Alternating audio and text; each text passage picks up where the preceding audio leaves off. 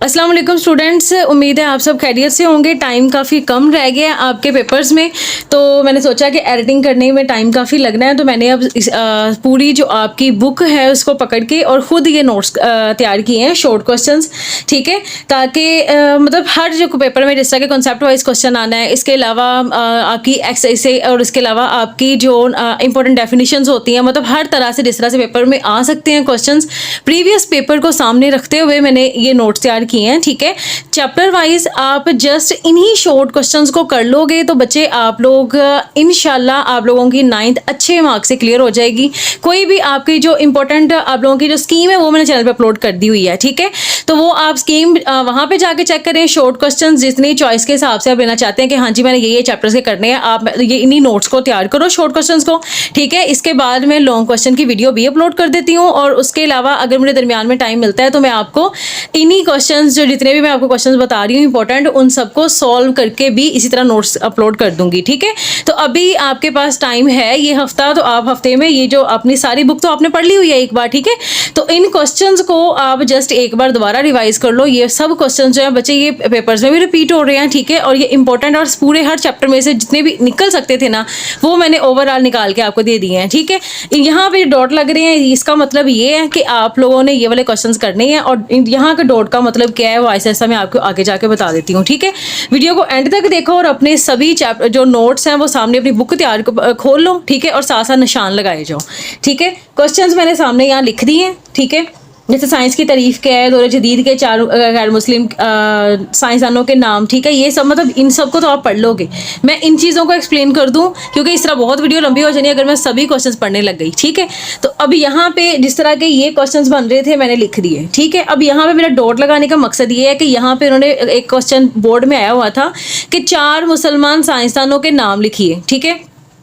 अगर यहाँ पे मुसलमान साइंसदानों के, अब वो यहाँ ये भी कह सकता है कि चंद मुसलमानों के नाम लिखे या 4, अब यहाँ पे सिर्फ मुसलमान साइंसदानों के नाम ही नहीं, वो यहाँ पे 4 गैर मुस्लिम साइंसदानों के नाम भी पूछ सकता है, ठीक है, क्योंकि आपकी बुक में गैर मुस्लिम और मुस्लिम दोनों का जिक्र है, ठीक है। तो आप यहाँ पर डॉट का मतलब ये है कि साइंसदानों को ओवरऑल उनके नाम, ठीक है, उनकी जितनी भी वो किस किस मुल्क में पैदा हुए, ठीक है, मतलब उनकी टोटली डेथ ईयर और बर्थ ईयर, ठीक है, वो आपको पता होना चाहिए। उन साइंसदानों ने क्या क्या काम किए थे, ठीक है, क्या क्या चीज़ें इजाद की और किस किस साल की, ये सब हिस्ट्री आपको पता होना चाहिए। साइंसदानों से रिलेटेड क्वेश्चन पक्का एक आप लोगों को शॉर्ट क्वेश्चन आएगा, ठीक है। जिस तरह से यहाँ पे मैंने लिखा हुआ है जाबिर बिन हय्यान के, अब यहाँ पे हर साइंसदान का कौन सा कारनामा है यहाँ पे लिखा हुआ है ना, ये क्वेश्चन आ गया ना बोर्ड में कि साइंसदान के मैदान में जाबिर बिन हय्यान के 2 कारनामे। अब यहाँ पे वो ये भी कह सकते हैं कि कारनामे लिखे आपकी मर्जी, नहीं तो 2 या 3 तो वो पूछेंगे। तो हर साइंसदान का जो कारनामा है, हर साइंसदान ने जो बुक लिखी है, वो साइंसदान ने क्या क्या इजाद किया वो आप लोगों को पता होना चाहिए।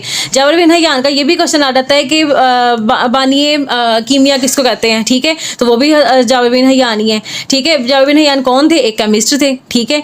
तो इस तरह से आपको क्वेश्चन आ सकते हैं। जिस तरह यहाँ पे लिखा हुआ है इब्ने हैशम के 2 साइंसी कारनामे। अब मैंने यहाँ पे डॉट लगाने का मकसद यही था जो मैंने आपको ऊपर बात बता दी है कि हर साइंसदान के कारनामे पढ़ चाहिए। जाबिर बिन हय्यान के कारनामे पूछे हुए हैं, इब्ने हैशम के कारनामे पूछे हुए हैं। इस तरह से ये इस टॉपिक को तैयार करो, ठीक है। जब इस टॉपिक को तैयार कर लोगे फिर नेक्स्ट आ जाओ। जिस तरह अब यहाँ पे लिखा हुआ है कि मोहम्मद बिन ज़िक्रिया राजी मुख्तलिफ कीमिया मरकबात कितने ग्रुप्स में तकसीम किया, ये तो उनके कारनामे आ गए ना कि किसने क्या किया। इस तरह अलग अलग पूछा जा सकता है, 2 भी पूछे जा सकते हैं। मतलब ओवरऑल साइंसदानों वाले टॉपिक को अच्छे से तैयार करो, ठीक है। और उनमें से किस तरह के क्वेश्चन बन सकते हैं वो मैंने आपको यहाँ पे बता दिए।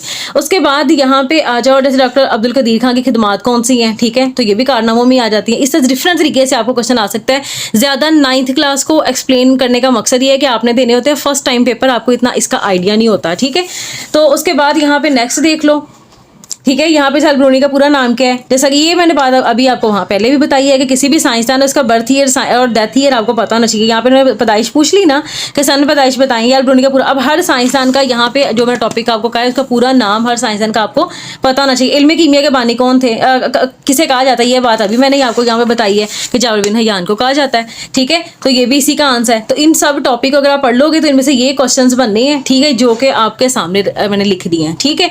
इसे यहाँ पे फिजिक्स और केमिस्ट्री के दरमियान फर्क, अब यहाँ पे फिजिक्स और केमिस्ट्री के दरमियान भी फर्क पूछ सकते हैं, बॉटनी और ज़ूलॉजी के दरमियान भी पूछ सकते हैं। मतलब जितनी भी साइंस की शाखें हैं उन सब में से किसी की 2 के दरमियान फ़र्क पूछ सकते हैं। इसका मतलब कि जितनी भी शाखें हैं उन सब की डेफिनेशंस करो, इस तरह से क्वेश्चन बन के आपके सामने आएंगे। फिर आगे आगे मेडिसिन की तरीफ, ये सब तो आप कर लेंगे। अब उसके बाद उन्होंने कहा अब इसी तरह साइंस की शाखें, फिजिक्स केमिस्ट्री बायो मैथ, ठीक है, ये सब लिख सकते हो। और उसके बाद अगर पूछे फिजिक्स की शाखें, मैंने यहाँ पे डॉट इसलिए लगाया कि सिर्फ फिजिक्स की शाखें नहीं, वो केमिस्ट्री की शाखें भी पूछ सकते हैं, वो बायोलॉजी की शाखें भी पूछ सकते हैं। जो जो आपके लेसन में टॉपिक हैं उन सबको करो, ठीक है।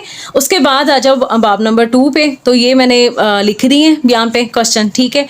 उसके बाद इनको देख लो और उसके बाद नेक्स्ट चलो, ठीक है। और यहाँ पे ये सब जो क्वेश्चन बन रहे थे वो मैंने यहाँ पे लिख दिए। अब यहाँ पे ना मैंने जस्ट ये लिखा है ग्रेफाइट की साख्त और अफ़ाल लिखिए।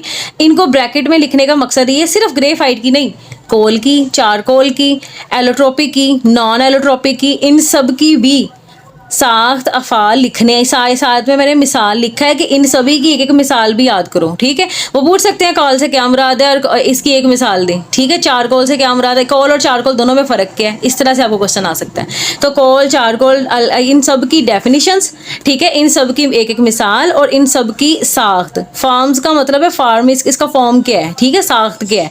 तो इन सब की साख्त 2-2 लाइन का काम है। अलग अलग साख्त पूछ सकते हैं, इन दोनों का डिफरेंस पूछ सकते हैं, इन दोनों की डेफिनेशन पूछ सकते हैं। और वो एक बात और बता दो बच्चे, मिसाल वो पूछे या ना पूछे, आपने मिसाल देनी है, ठीक है। आप अगर कोई भी क्वेश्चन पूछे आप उसका मिसाल दोगे ना, तो वो टीचर देखेगा कि इस बच्चे को बेस्ट आता है, मतलब वो देखेगा इसने ज़्यादा तैयारी की हुई है, मैं जो नहीं पूछा वो भी दिया हुआ है, ठीक है। वो ज़रा खुश होकर फिर नंबर देता है। उसके बाद आ जाओ यहाँ पे एथीन गैस का इस्तेमाल। अब यहाँ पे सिर्फ इनका ही नहीं, एथीन गैस के जितनी भी गैसेस है सबके इस्तेमाल याद करो, ठीक है। इस डॉट लगाने का मकसद ये है। यहाँ पे पानी के 2 ख्वास, यहाँ पे सिर्फ पानी के ही नहीं, ओवरऑल जितने भी टॉपिक्स यहाँ डिस्कस हुए हैं सबकी खसूसियात, ख्वास का मतलब है खसूसियात, इस्तेमाल और खसूसियात सबकी याद करो, ठीक है। उसके बाद यहाँ पे नाइट्रोजन गैस की भी यहाँ पे लिखा कार्बन चक्कर और यहाँ कार्बन साइकिल से क्या मतलब है, इसी तरह नाइट्रोजन साइकिल का भी पूछ सकते हैं वो, ठीक है। तो दोनों के तैयार करो। यहाँ पे एक बार ये आया, एक बार ये भी आ सकता है। उसके बाद है क्रिप्टान का रोज़मर्रा ज़िंदगी की तारुफ, ठीक है, नोबल, और इसके अलावा नोबल गैस का भी पूछ सकते हैं। तो इसीलिए मैंने जो टॉपिक इसके साथ रिलेट कर रहे थे ना वो मैंने साथ लिख दिए कि इन्हीं के साथ इनको भी याद करो, ठीक है, क्योंकि इस बार ये पूछें अगली बार वो ये भी पूछ सकते हैं आप लोगों से। उसके बाद बाकी यहाँ पे लिख दिए। अगर ये भी वही बात, जितनी भी गैसें हैं उनके इस्तेमाल, यहाँ पे उन्होंने रेस गैस का पूछा है ना, रियर गैस का पूछा है ना कि 2 इस्तेमाल लिखे। इसी तरह जितनी भी गैसेज है सबके 2-2 इस्तेमाल आपको आने चाहिए, ठीक है। उनकी खसूसियात और उनकी जो इस्तेमाल है वो आपको आने चाहिए। उसके बाद आ जाते हैं आयोडीन के अहमियत, ठीक है। अब जस्ट आयोडीन की अहमियत नहीं, फास्फोरस है, आयरन है, ठीक है, इन सब के अहमियत भी और इन सब के इस्तेमालात भी, ठीक है। ये दोनों चीज़ें आपको आनी चाहिए। कैल्शियम के जानदारों के लिए क्या अहमियत है, अब सिर्फ कैल्शियम की जानदारों के लिए अहमियत नहीं देखनी है आपने, फास्फोरस की भी देखनी है, आयरन की भी देखनी है। अगर आप इस तरह से करोगे ना तो आपको बेस्ट बच्चे आपकी तैयारी होगी, मतलब कोई भी क्वेश्चन वो आपको आएगा तो आपको वो ईजिली आप लिख सकते हो। इन टॉपिक्स को देख लो, इस तरह से क्वेश्चन आएंगे, इन सब के आंसर आप लोगों को आने चाहिए, ठीक है। उसके बाद आयोडीन टिंक्चर हो गया और उसके बाद ये हो गया बाब नंबर 3 दोनों। इसका लास्ट क्वेश्चन 2 का ये था, ठीक है। और इसमें भी यहाँ पे लिखा हुआ है टेराएथाइल लीड का इस्तेमाल, ठीक, सिर्फ इसका ही नहीं, सोडियम और फ्लोरीन का भी साथ में करना है, ठीक है। उसके बाद आ जाओ तीसरे चैप्टर पे। तीसरे चैप्टर में भी ये सब लिख रही है मैं। यहाँ पे कैटाबॉलिज्म और एनाबॉलिज्म का फ़र्क आपके पेपर में क्वेश्चन आया हुआ था, आपने इसको ही नहीं देखना, आपने मेटाबॉलिज्म को भी देखना है। मेटाबॉलिज्म और एनाबॉलिज्म को भी पूछ सकते हैं, मेटाबॉलिज्म और कैटाबॉलिज्म को भी पूछ सकते हैं। इन तीनों की डेफिनेशन, इन तीनों की एक मिसाल आपको पता नहीं चाहिए, ठीक है। उसके बाद यहाँ नीचे आ जाओ, यहाँ पे देखो, अब सिर्फ रोज़मर्रा ज़िंदगी में एंजाइम्स का किरदार ही नहीं, को एंजाइम का किरदार भी आपने देखना है। को एंजाइम्स के यहाँ पे सिर्फ एंजाइम की इस्तेमाल आपके पेपर में आया था, आपने को एंजाइम का भी चेक करना है। हो सकता है इस बार को एंजाइम का पूछ ले, ठीक है, इस तरह से। उसके बाद यहाँ पे नीचे आ जाओ, सीरम के किसे कहते हैं, कैसे हासिल होता है, ठीक है। सिर्फ सीरम ही नहीं, प्लाज्मा, और प्लाज्मा में भी देखो, और इन दोनों में फ़र्क क्या है वो भी देखना है। फ़र्क मैंने इसलिए लिखा है कि इन दोनों में फ़र्क भी पूछा जा सकता है, ठीक है। उसके बाद बाकी मैंने लिख दिए हैं, इन सबको देख लीजिएगा। और उसके बाद यहाँ पे आ जाती हूँ। ये सब तो इन सब में कोई क्वेश्चन इस तरह से नहीं बन रहा था कि जो कि मेरा बताने वाला हो, तो इनको मैंने वैसे ही देख दिया, इनको आप वैसे ही देख लो, ठीक है। और इन क्वेश्चंस को जैसे का वीडियो रोक लेते हो, मैं जल्दी जल्दी कर रही हूँ इसलिए क्योंकि 9 मिनट की वीडियो इस टाइम हो चुकी है, लेकिन अभी मेरे अगले 2 चैप्टर और भी पड़े हैं, ठीक है। तो आप इसको देख लीजिएगा और उसके बाद नेक्स्ट चलती हूँ, मैं वैसे ही दिखा देती हूँ अभी, ठीक है।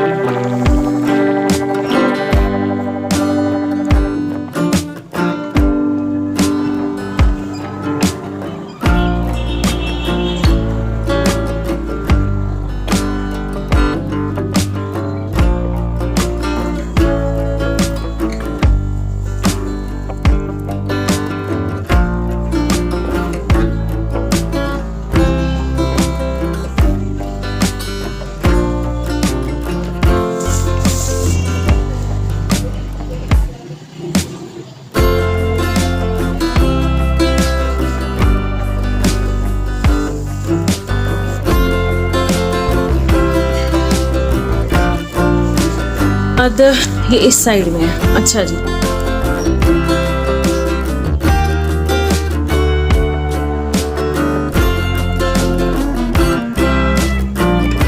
यहाँ पे यहाँ तक जब मैंने कर दिया था तो यहाँ से फिर मैं बता दूं कि यहाँ पे जैसे लिखा है फ़ज़ाइल ऊदगी की 2 वजूहात, तो आपने सिर्फ फ़ज़ाइल ऊदगी को नहीं देखना, आपने अबी आलूदगी, ज़मीनी आलूदगी, ठीक है, हवाई आलूदगी, इन चारों चीज़ों को देख के और देखते हुए इन सब की वजूहात देखनी है। इन सब को रोकने के लिए क्या क्या तदाबीर की जा सकती हैं वो आपने लिखनी है। इन जैसा कि यहाँ पे क्वेश्चन आया हुआ है कि ज़मीनी आलूदगी और आबी आलूदगी में क्या फ़र्क है, तो आपने इस चीज़ को भी देखना है कि इन दोनों में क्या फ़र्क है। इस तरह कोई भी 2 आलूदगी जो है इनके दरमियान में फ़र्क वो पूछ सकते हैं, आपने इस चीज़ का ख्याल ज़रूर रखना है, ठीक है।